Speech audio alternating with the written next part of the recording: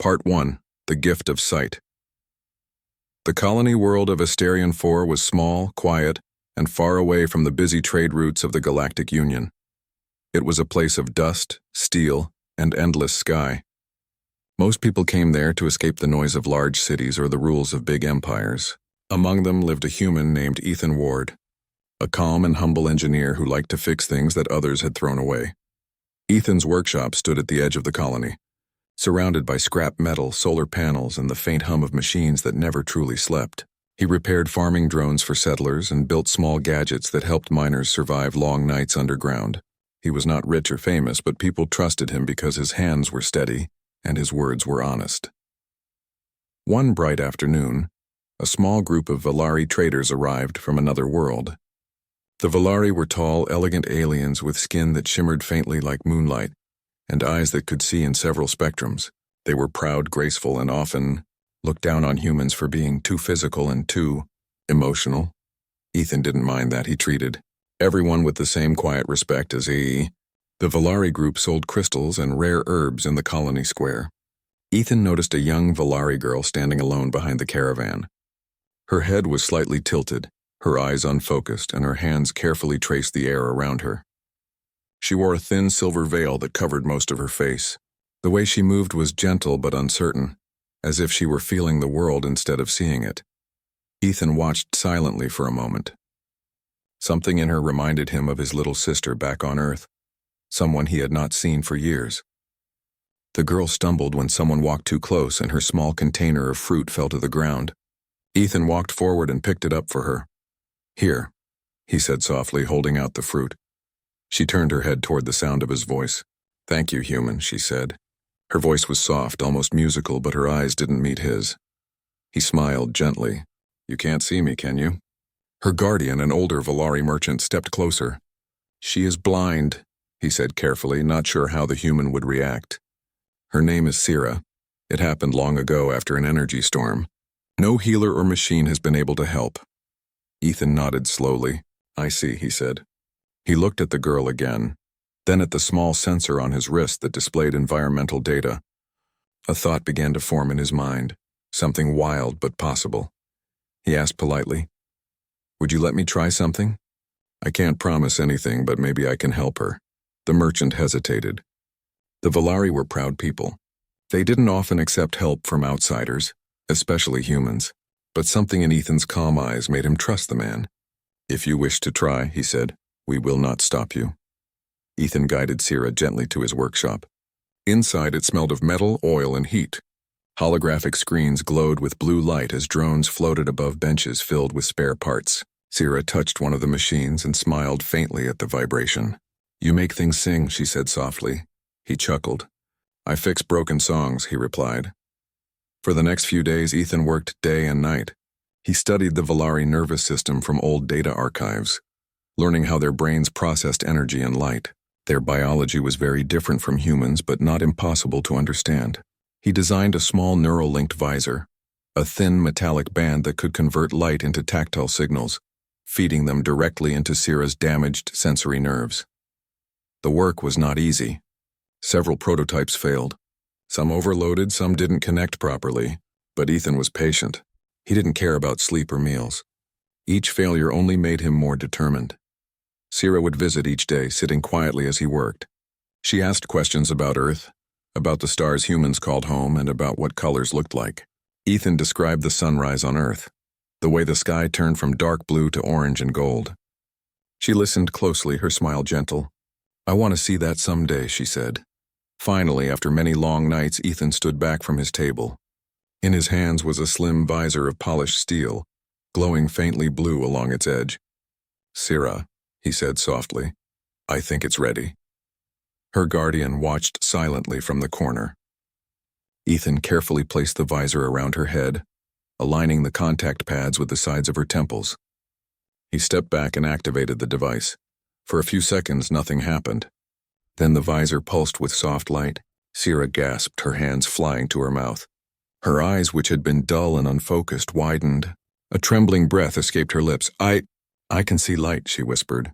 Ethan held his breath. "Try to move your hand," he said. She raised her hand slowly, watching as her fingers caught the light from the workshop lamp. "I can see shapes," she said, voice shaking with emotion. "And colors. So many colors." Tears began to roll down her cheeks, glowing faintly under the visor's reflection. The old Valari guardian fell to his knees. "You gave her sight," he whispered, his voice filled with awe. Ethan smiled tiredly, wiping the sweat from his forehead. "Not sight," he said softly. "Just a way to understand the world again." Sira walked toward him, reaching out until she could see his face clearly. "You are kind," she said quietly. "Your eyes are bright. I will remember them." He didn't know what to say. He only nodded, feeling a strange warmth in his chest. When the Valari traders left the colony the next morning, Sira waved to him from the ship's ramp. She could see the sunrise now, golden light spreading over the desert horizon. Ethan smiled back, proud and content. He thought that was the end of it, a small good deed done in a distant corner of the galaxy. But far beyond the colony, among the stars, news of the event spread like fire. The story of a human who restored sight to the blind daughter of a noble Valari house began to travel through trade networks and diplomatic channels. Scientists argued, nobles whispered, and somewhere deep within the royal palace an empress listened. Days later, when the morning sky of Asterion 4 began to shake with the thunder of engines, Ethan looked up from his workshop and saw shadows moving across the clouds. Something was coming, and this time it wasn't just a group of traders. The morning sky over Asterion 4 trembled with deep thunder. At first the colonists thought it was just a storm rolling in from the desert plains, but then the clouds split apart, revealing shapes, sleek metal ships glowing with blue engines descending in perfect formation. Their surfaces shone like mirrors, reflecting the sunrise as they came down toward the settlement. Ethan Ward looked up from his workshop door, the sound of humming engines shaking the ground beneath him. He wiped his hands on a cloth, staring in disbelief. These weren't trading ships. Their design was military, sharp, elegant, and unmistakably Valari Royal Guard. People ran through the streets, shouting and pointing. Drones flew overhead, scanning every building. The colony had never seen anything like this. A dozen landing crafts touched down just outside the settlement's border, kicking up waves of dust and light. From them stepped tall figures clad in shimmering armor that reflected the pale orange sky. Their faces were hidden behind smooth visors shaped like wings. At their front walked a figure in dark silver armor, carrying a staff marked with the royal crest of the Valari Empire. Her voice echoed through the translator system as she spoke, clear, calm, and commanding. "Human Ethan Ward," she announced. "By decree of Her Imperial Majesty, you are requested to accompany us." Ethan blinked. Around him, colonists stopped what they were doing. Some hid, others whispered. Being requested by an alien empire's elite guard didn't sound peaceful. He took a slow breath and stepped forward. "What's this about?" he asked, keeping his tone steady. The officer tilted her head slightly. "The Empress herself commands your presence," she replied. "You will not be harmed, but you must come with us immediately." Ethan glanced at the crowd. Fear and curiosity mixed in their faces. One of his neighbors whispered, "What did you do, Ethan?" Another murmured, "Maybe he fixed the wrong ship." Ethan smiled faintly, though his heart was pounding. "I'll come," he said simply, "but I'd like to pack my tools." The officer hesitated, then gave a small nod. 5 minutes. Inside his workshop, Ethan gathered a few things. His small toolkit, a data pad filled with designs, and the broken prototype of the visor he'd made for Sira. He wasn't sure why he took it. Maybe it reminded him that what he had done was right. When he stepped back outside, the soldiers surrounded him in a perfect circle. The leader spoke again. "I am Captain Lurian, commander of the Royal Guard's 6th Division. You are to be escorted to the capital world of Valor Prime. Your invention has reached the ears of the throne." Ethan nodded slowly. "So, it's about the girl?" The captain's helmet shifted as if she was surprised. "You mean Princess Sira?" He stopped in his tracks. "Princess?" Captain Lurian's voice softened slightly. "You did not know?" Ethan shook his head. "I thought she was just a trader's child." The captain's tone changed, now filled with a hint of respect. "Then your act was purer than we believed." She turned to her soldiers. "Prepare for departure." The colonists watched as Ethan was led aboard a silver transport. Some waved goodbye. Others recorded the moment on their wrist communicators. The engines roared, lifting the craft into the sky. Within minutes, the colony shrank below them, disappearing beneath clouds. Hours later, the ship broke through the atmosphere into the black sea of space. Ethan sat quietly in his seat, looking through the small window at the stars. He had traveled through space before, but never under escort by royal soldiers. Captain Lurian approached him. Without her helmet, she had fine features and calm violet eyes. "You are not afraid," she observed. Ethan smiled faintly. "I've faced worse. Machines that explode are scarier than soldiers." She studied him. "You created a device that restored the sight of a blind princess. Our finest scientists failed for decades. How did you do it?" He shrugged. "I didn't think about limits. I just looked for what worked. Sometimes we humans solve problems because we don't know they're impossible." Lurian gave a small smile, the first hint of warmth behind her professional expression. "Perhaps that is why the Empress wishes to see you." The rest of the journey was silent. Through the window, the vast curve of Valar Prime appeared, an enormous world covered with oceans of silver light, its cities glowing like constellations. The capital was built in a giant ring across the equator, and their ship descended into one of its landing bays. As Ethan stepped out, a wave of cool air brushed his face. The structures around him were massive, floating bridges and crystal towers suspended in the air. Everything was bright, organized, and alive with motion. Soldiers lined both sides of the walkway as Captain Lurian led him toward a large hall made of transparent crystal. Inside, the light was softer, and hundreds of alien figures watched silently from balconies above. Ethan felt small, but he didn't show it. He walked steadily beside Lurian until they reached a raised platform. There, sitting on a throne of flowing energy, was the Empress of the Valari Empire.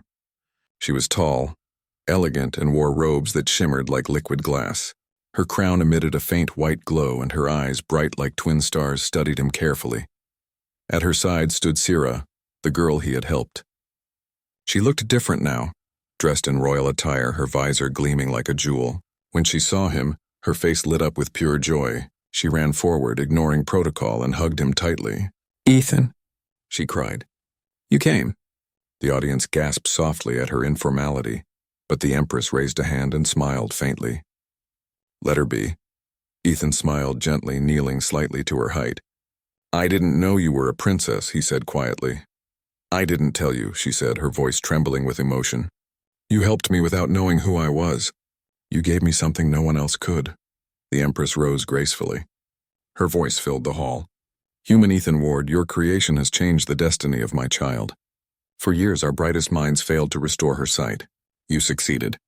Tell us, how is this possible?" Ethan looked around at the watching crowd. He could feel the tension in the air.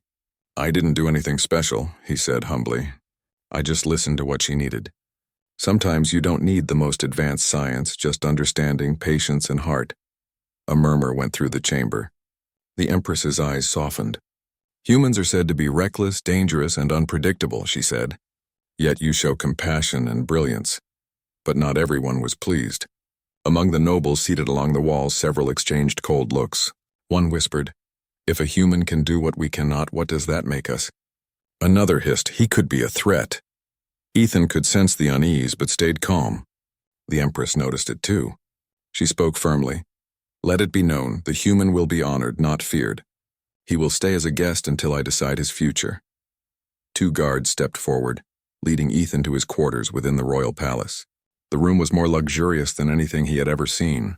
Walls of glowing crystal, a soft floor that changed color when stepped upon, and windows that opened to the stars. From his balcony, Ethan could see the vast beauty of Valar Prime, but as he looked up at the twin moons, a feeling of uncertainty grew inside him. He had come here because he helped someone see again, yet now, surrounded by power and politics, he wasn't sure what they would truly do with him. And in the shadows of the grand palace, unseen by all, a group of noble scientists whispered plans of their own. They did not want a human to become the Empire's greatest inventor. Part 3. The Choice of the Empress Ethan. Ward sat by the wide crystal window of his guest room in the royal palace.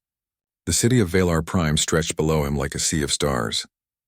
Airships glided through glowing mist, and giant towers shimmered under the twin moons. Everything looked peaceful, yet his thoughts were far from calm. It had been 3 days since his arrival.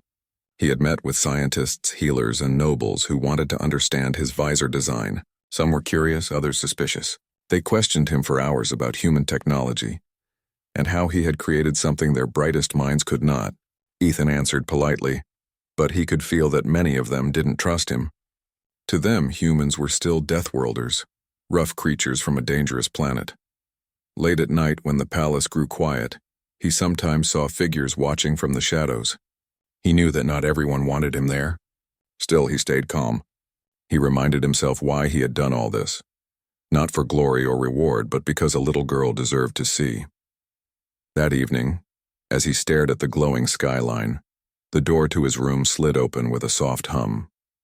Princess Sira entered, wearing a silver robe that matched the color of moonlight. Her visor gleamed faintly, and her eyes, now bright and alive, looked around the room before landing on him. "You haven't been outside for days," she said gently. "Are you unhappy here?" Ethan smiled a little. "Not unhappy, just unsure of what happens next." She walked closer, her steps quiet. "Some nobles think you are dangerous. They fear that if humans can build such things, the balance between our worlds will change." "I'm not a threat," he said softly. "I just fixed what I could." "I know that," Sira said firmly. "But they don't. They judge too quickly. When I was blind, many thought I was useless. You didn't." Her words made him smile again. "Maybe we're both misunderstood," he said. She laughed softly. "Maybe that's why we met." Before Ethan could reply, a sharp sound echoed through the corridor, a chime that meant a royal summons. A guard appeared at the doorway and bowed deeply. "Engineer Ethan Ward," he announced. "The Empress requests your presence in the Hall of Harmony." Ethan stood, adjusting his plain jacket. "I suppose this is it," he murmured. Sira touched his arm gently. "Don't be afraid. My mother sees truth even when others cannot." Together they walked through long corridors lined with light. The hall was enormous, filled with nobles, scientists, and commanders from across the Empire. Every eye turned toward him as he entered. The air felt heavy, filled with whispers and tension. At the far end of the hall, the Empress stood beneath a towering banner that shimmered with the royal symbol, two wings joined by a star. Her expression was calm, but her eyes glowed with hidden strength. Beside her stood Captain Lurian, silent as stone. When Ethan reached the center of the floor, he bowed respectfully. "Your Majesty," the Empress spoke, her voice clear and powerful. "Ethan Ward of Earth, your actions have brought both wonder and unrest to my people. You gave my daughter sight when our own scholars failed. Yet many here believe your knowledge could endanger us. Today we must decide what will be done." The hall erupted in murmurs. One noble stepped forward, his robe heavy with metals. "Your Majesty," he said loudly, "this human must not be allowed to share his methods. What if he sells his designs to other worlds? Our secrets would be exposed." Another noble added sharply, "He could be a spy. The Visor may be harmless, but his kind is known for turning tools into weapons." Ethan listened quietly. When the Empress looked at him, he spoke simply. "I didn't come here to steal or harm. I came because your guards brought me. All I ever wanted was to help Sira, nothing more." The hall fell silent. His voice was calm but strong, and there was no fear in it. The Empress studied him closely. "You ask for nothing?" Ethan shook his head. "Nothing. Kindness doesn't need payment." Sira stepped forward, breaking royal protocol again. "Mother, please," she said, her voice filled with emotion. "He gave me light. He gave me hope. He didn't care that I was a princess. He just wanted me to see." The Empress looked at her daughter, then back at Ethan. For a long moment, she said nothing. The hall waited, breathless. Finally, she raised her hand. "Enough," she said softly. "I have heard enough." She descended from the throne, her robes flowing like silver mist. She stopped a few steps away from Ethan. "Your invention was not born from greed or pride," she said. "It was born from compassion, something that even my empire sometimes forgets." Then she turned toward the crowd. "This human will not be punished or silenced. He will be honored as a royal engineer of the Valari Empire. His designs will be shared with our scholars, not taken from him." The hall filled with gasps. The nobles looked shocked, the scientists stunned. Sira's face lit up with pure joy. Captain Lurian stepped forward and saluted. "By your command, Majesty." Ethan bowed deeply. I don't know what to say." The Empress smiled faintly. "Then say nothing. Let your actions speak as they already have." She gestured to a nearby servant. "Prepare a ship for the human. He will have the freedom to return to his world whenever he chooses, but from this day on he is welcome among us." Ethan looked at Sira, who stood at her mother's side, smiling proudly. He nodded to her. "Take care of yourself, Princess." She shook her head gently. "You can call me Sira, and thank you for everything." That night after the ceremony, Ethan stood once more on the balcony of the palace. The stars stretched endlessly before him, bright and clear. Captain Lurian approached quietly. "You changed our people's view of humans," she said. "Before this, most of us thought your kind were only warriors and explorers. Now they will remember you as something else, a builder of light," Ethan smiled. "Sometimes all it takes is one small act to change how people see an entire world." Lurian nodded. "Perhaps one day our worlds will work side by side. The Empress believes this could be the beginning of something greater." He looked at the stars again. "Maybe it is." The next morning, Ethan left Valor Prime aboard a royal shuttle. As the ship lifted through the clouds, Sira's voice came through the comm system. "I will visit Earth one day," she said softly. "I want to see your sunrise with my own eyes," he smiled. "You'll love it. The colors are brighter than you can imagine." The line went silent, but her laughter echoed faintly through the speakers, light, pure, and full of hope. Ethan leaned back, watching as the silver planet faded into the distance. He had come to this world as a simple engineer, but he was leaving as something more, a symbol of what humanity could be when guided by heart instead of fear. As the stars stretched around him, he whispered to himself, "If this is what peace looks like, maybe it's worth building again and again." Far behind him in the royal palace of Valor Prime, the Empress stood at her balcony beside Sira. "He reminds me of something we once forgot," she said softly. "What's that, Mother?" "That kindness is the strongest force in the universe," the Empress replied. And as the human ship vanished into the deep night, the galaxy itself seemed to shine a little brighter, as if remembering that even the smallest act of compassion could change the course of worlds.